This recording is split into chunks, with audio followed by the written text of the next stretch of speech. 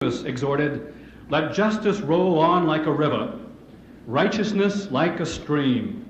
And Jesus said, "You are the salt of the earth. You are the light of the world." It is our desire as God's people to be effective agents of change, to bring hope and stability to our troubled world, lest we become victims of change by our own neglect. Our leadership forum today focuses on change that brings hope and stability. It is therefore my great privilege and pleasure to introduce the speaker of this afternoon. Recently, he signed a proclamation declaring 1983 the year of the Bible. He issued the formal proclamation naming 1983 as a special time to re-examine and rediscover the Bible's priceless and timeless treasure. The National Association of Evangelicals community from coast to coast in our great land deeply appreciates and values his love for the truth of the Bible and his commitment to its great moral values. Ladies and gentlemen, the President of the United States, Ronald Reagan.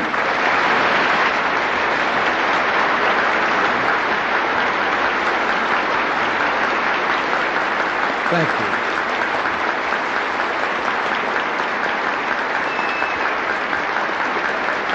Thank you very much.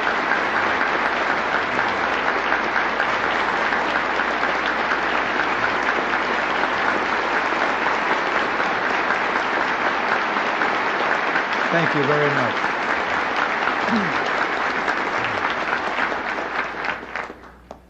Thank you very much.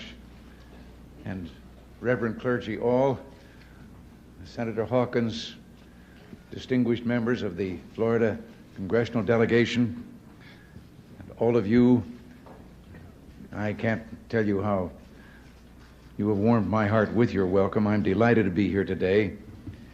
Those of you in the National Association of Evangelicals are known for your spiritual and humanitarian work, and I would be especially remiss if I didn't discharge right now one personal debt of gratitude. Thank you for your prayers. Nancy and I have felt their presence many times in many ways, and believe me, for us they've made all the difference. The other day in the East Room of the White House at a meeting there, someone asked me whether I was aware of all the people out there who were praying for the president. And I had to say, yes, I am. I've felt it. I believe in intercessionary prayer. But I couldn't help but say to that questioner after he'd asked the question that, or at least say to them that if sometimes when he was praying he got a busy signal, it was just me in there ahead of him.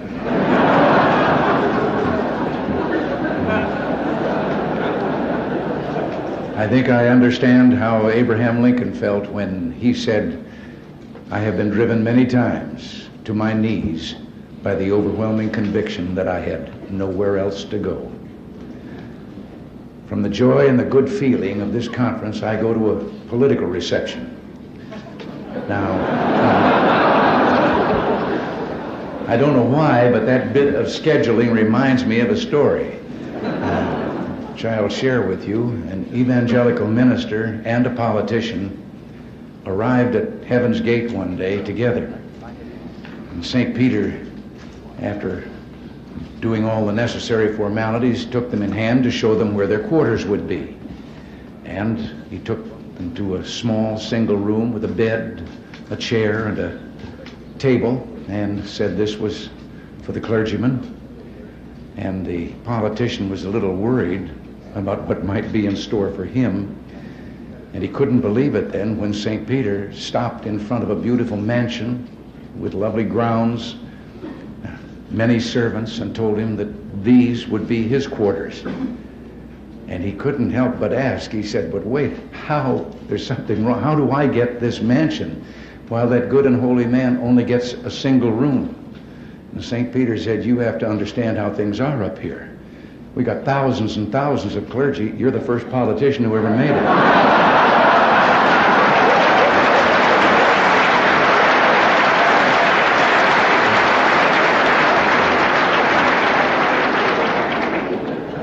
But But I don't want to contribute to a stereotype. So I tell you, there are a great many God-fearing, dedicated, noble men and women in public life, present company included. And yes, we need your help to keep us ever mindful of the ideas and the principles that brought us into the public arena in the first place. The basis of those ideals and principles is a commitment to freedom, personal liberty, that itself is grounded in the much deeper realization that freedom prospers only where the blessings of God are avidly sought and humbly accepted. The American experiment in democracy rests on this insight. Its discovery was the great triumph of our founding fathers, voiced by William Penn, when he said, "If we will not be governed by God, we must be governed by tyrants." Explaining the inalienable rights of men, Jefferson said, "The God who gave us life gave us liberty at the same time." And it was George Washington who said that of all the dispositions and habits which lead to political prosperity, religion and morality are indispensable supports.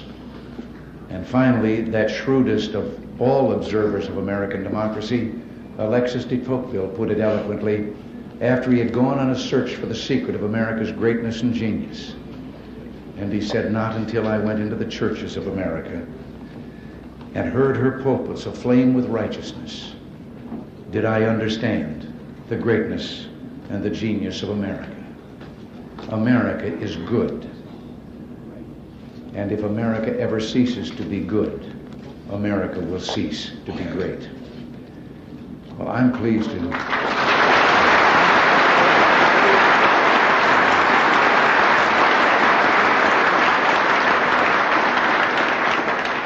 I'm pleased to be here today with you who are keeping America great by keeping her good. Only through your work and prayers, and those of millions of others, can we hope to survive this perilous century and keep alive this experiment in liberty, this last best hope of man. I want you to know that this administration is motivated by a political philosophy that sees the greatness of America in you, her people, and in your families, churches, neighborhoods, communities, the institutions that foster and nourish values like concern for others and respect for the rule of law under God. Now, I don't have to tell you that this puts us in opposition to, or at least out of step with, a prevailing attitude of many who have turned to a modern-day secularism, discarding the tried and time-tested values upon which our very civilization is based. No matter how well-intentioned, their value system is radically different from that of most Americans. And while they proclaim that they're freeing us from superstitions of the past, they've taken upon themselves the job of superintending us by government rule and regulation. Sometimes their voices are louder than ours, but they are not yet a majority.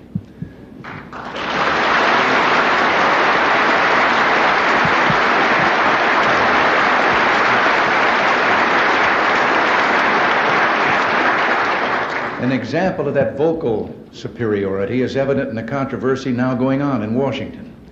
Since I've been involved, I've been waiting to hear from the parents of young America. How far are they willing to go in giving to government their prerogatives as parents? Let me state the case as briefly and simply as I can. An organization of citizens sincerely motivated, deeply concerned about the increase in illegitimate births and abortions involving girls well below the age of consent, some time ago established a nationwide network of clinics to offer help to these girls and hopefully alleviate this situation. Now again, let me say, I do not fault their intent. However, in their well-intentioned effort, these clinics have decided to provide advice and birth control drugs and devices to underage girls without the knowledge of their parents. For some years now, the federal government has helped with funds to subsidize these clinics. In providing for this, the Congress decreed that every effort would be made to maximize parental participation. Nevertheless, the drugs and devices are prescribed without getting parental consent or giving notification after they've done so. Girls termed sexually active, and that has replaced the word promiscuous, are given this help in order to prevent illegitimate birth or abortion. Well, we have ordered clinics receiving federal funds to notify the parents such help has been given. One of the nation's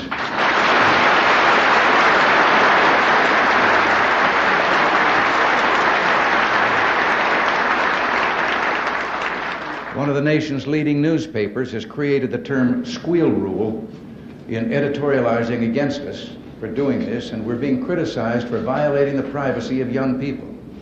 A judge has recently granted an injunction against an enforcement of our rule. I've watched TV panel shows discuss this issue, seen columnists pontificating on our error, but no one seems to mention morality as playing a part in the subject of sex.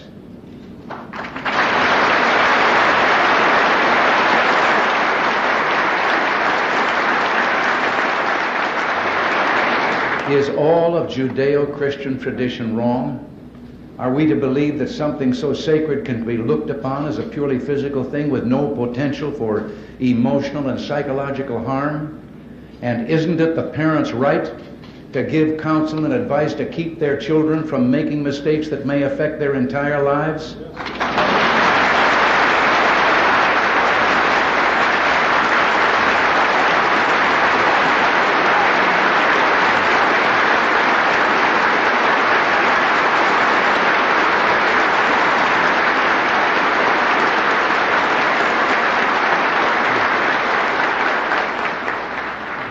Many of us in government would like to know what parents think about this intrusion in their family by government.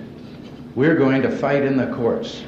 The right of parents and the rights of family take precedence over those of Washington-based bureaucrats and social engineers.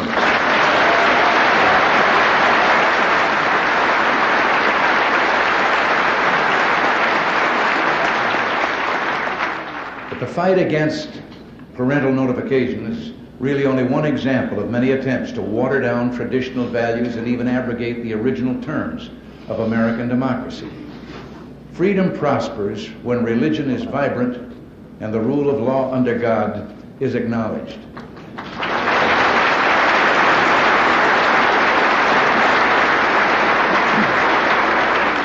When our founding fathers passed the First Amendment, they sought to protect churches from government interference.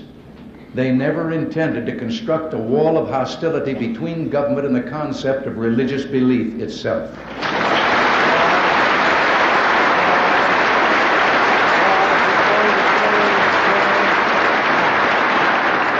The evidence of this permeates our history and our government. The Declaration of Independence mentions the Supreme Being no less than 4 times. In God We Trust is engraved on our coinage. The Supreme Court opens its proceedings with a religious invocation, and the members of Congress open their sessions with a prayer. I just happen to believe the school children of the United States are entitled to the same privileges as Supreme Court.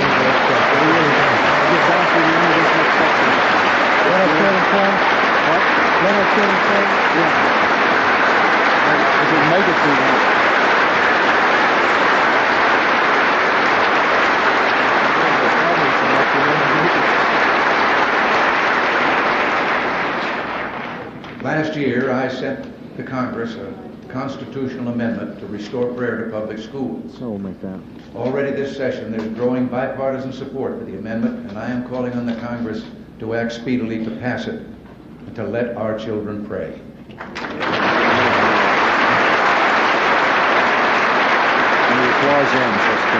Perhaps some of you being held during the student's own time. The First Amendment never intended to require government to discriminate against religious speech.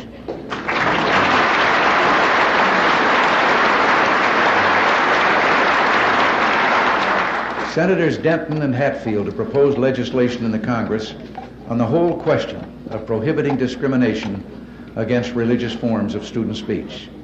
Such legislation could go far to restore freedom of religious speech for public school students.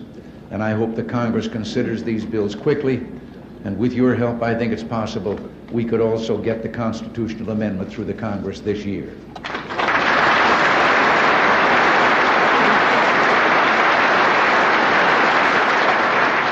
More than a decade ago, a Supreme Court decision literally wiped off the books of 50 states statutes protecting the rights of unborn children.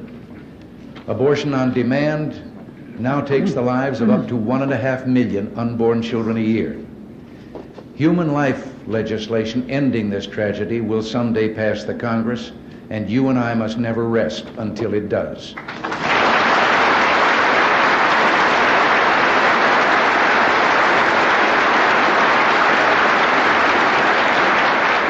Unless and until it can be proven that the unborn child is not a living entity, then its right to life, liberty, and the pursuit of happiness must be protected.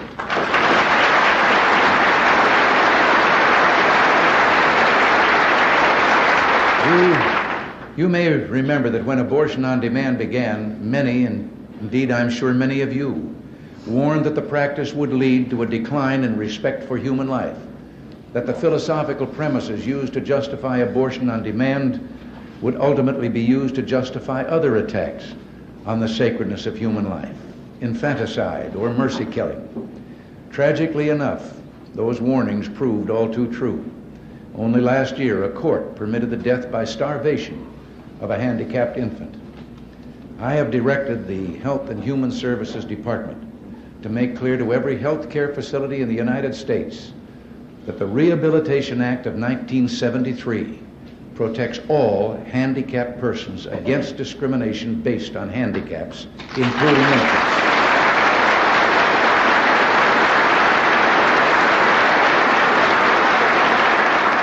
We have taken the further step of requiring that each and every recipient of federal funds who provides health care services to infants must post and keep posted in a conspicuous place a notice stating that discriminatory failure to feed and care for handicapped infants in this facility is prohibited by federal law. It also lists a 24-hour toll-free number so that nurses and others may report violations in time to save the infant's life.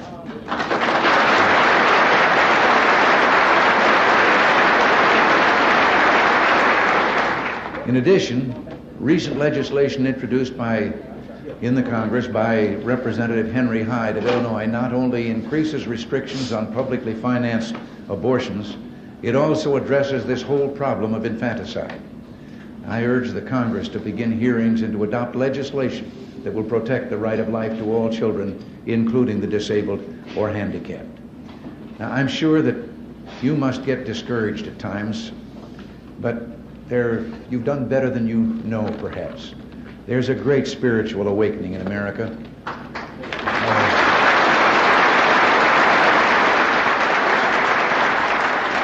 A renewal of the traditional values that have been the bedrock of America's goodness and greatness. One recent survey by a Washington-based research council concluded that Americans were far more religious than the people of other nations. 95% of those surveyed expressed a belief in God, and a huge majority believed the Ten Commandments had real meaning in their lives. And another study has found that an overwhelming majority of Americans disapprove of adultery, teenage sex, pornography, abortion, and hard drugs. And this same study showed a deep reverence for the importance of family ties and religious belief.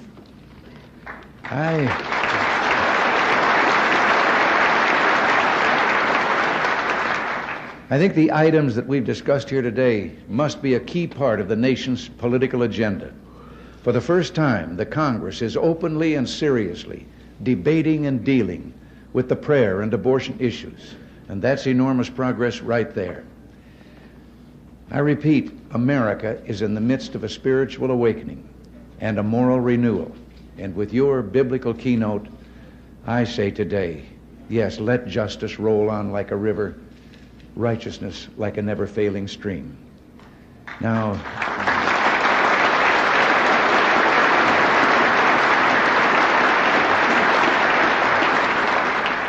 obviously, much of this new political and social consensus I've talked about is based on a positive view of American history, one that takes pride in our country's accomplishments and record. But we must never forget that no government schemes are going to perfect man. We know that living in this world means dealing with what philosophers would call the phenomenology of evil, or as theologians would put it, the doctrine of sin. There is sin and evil in the world, and we're enjoined by Scripture and the Lord Jesus to oppose it with all our might.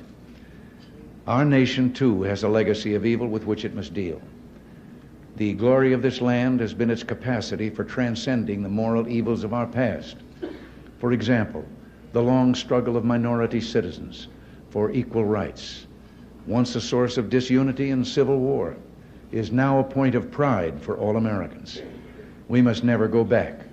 There is no room for racism, anti-Semitism, or other forms of ethnic and racial hatred in this country.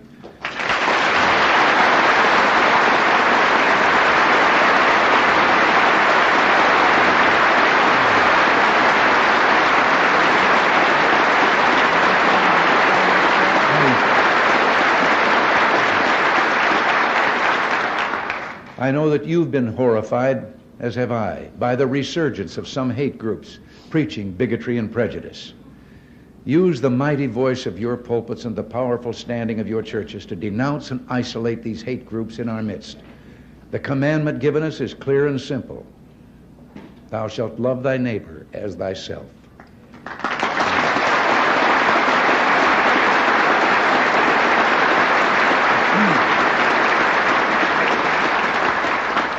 But whatever sad episodes exist in our past, any objective observer must hold a positive view of American history, a history that has been the story of hopes fulfilled and dreams made into reality. Especially in this century, America has kept alight the torch of freedom, but not just for ourselves, but for millions of others around the world. And this brings me to my final point today. During my first press conference as president, in answer to a direct question, I pointed out that as good Marxist-Leninists, the Soviet leaders have openly and publicly declared that the only morality they recognize is that which will further their cause, which is world revolution. I think I should point out I was only quoting Lenin, their guiding spirit, who said in 1920 that they repudiate all morality that proceeds from supernatural ideas, that's their name for religion, or ideas that are outside class conceptions. Morality is entirely subordinate to the interests of class war, and everything is moral that is necessary for the annihilation of the old exploiting social order and for uniting the proletariat. Well, I think the refusal of many influential people to accept this elementary fact of Soviet doctrine illustrates an historical reluctance to see totalitarian powers for what they are. We saw this phenomenon in the 1930s. We see it too often today. This doesn't mean we should isolate ourselves and refuse to seek an understanding with them.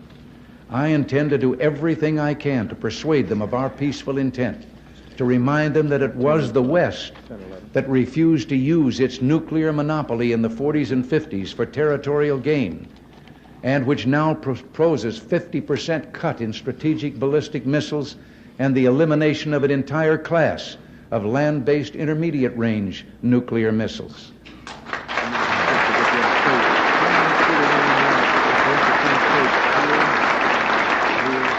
At the same time, however, they must be made to understand we will never compromise our principles and standards. We will never give away our freedom. We will never abandon our belief in God.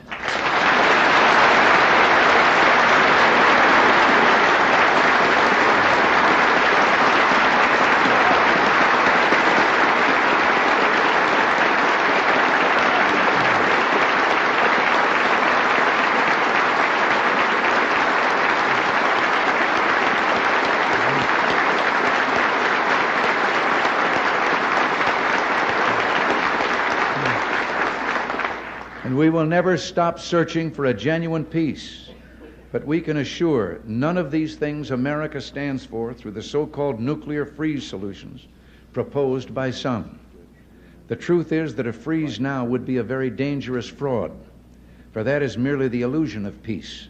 The reality is that we must find peace through strength. I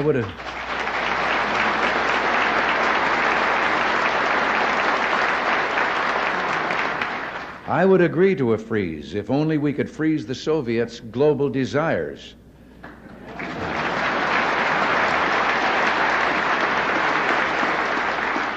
A freeze at current levels of weapons would remove any incentive for the Soviets to negotiate seriously in Geneva and virtually end our chances to achieve the major arms reductions which we have proposed. Instead, they would achieve their objectives through the freeze. A freeze would reward the Soviet Union for its enormous and unparalleled military buildup. It would prevent the essential and long overdue modernization of United States and Allied defenses and would leave our aging forces increasingly vulnerable. And an honest freeze would require extensive prior negotiations on the systems and numbers to be limited and on the measures to ensure effective verification and compliance. And the kind of a freeze that has been suggested would be virtually impossible to verify. Such a major effort would divert us completely from our current negotiations on achieving substantial reductions.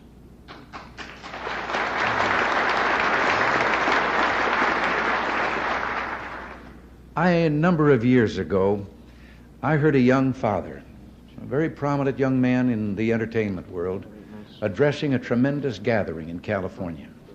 It was during the time of the Cold War, and communism and our own way of life were very much on people's minds, and he was speaking to that subject.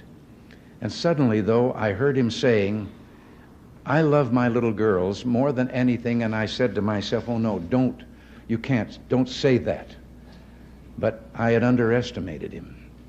He went on, "I would rather see my little girls die now, still believing in God, than have them grow up under communism and one day die no longer believing in God."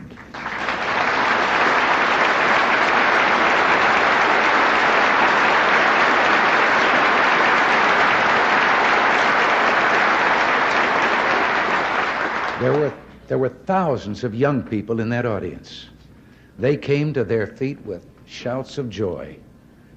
They had instantly recognized the profound truth in what he had said with regard to the physical and the soul and what was truly important. Yes, let us pray for the salvation of all of those who live in that totalitarian darkness. Pray they will discover the joy of knowing God. But until they do, let us be aware that while they preach the supremacy of the state, declare its omnipotence over individual man, and predict its eventual domination of all peoples on the earth, they are the focus of evil in the modern world. It was C.S. Lewis who, in his unforgettable Screwtape letters, wrote, "The greatest evil is not done now in those sordid dens of crime that Dickens loved to paint. It is not even done in concentration camps and labor camps.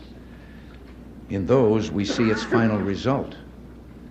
But it is conceived and ordered, moved, seconded, carried, and minuted in clear, carpeted, warmed, and well-lighted offices by quiet men with white collars and cut fingernails and smooth-shaven cheeks who do not need to raise their voice."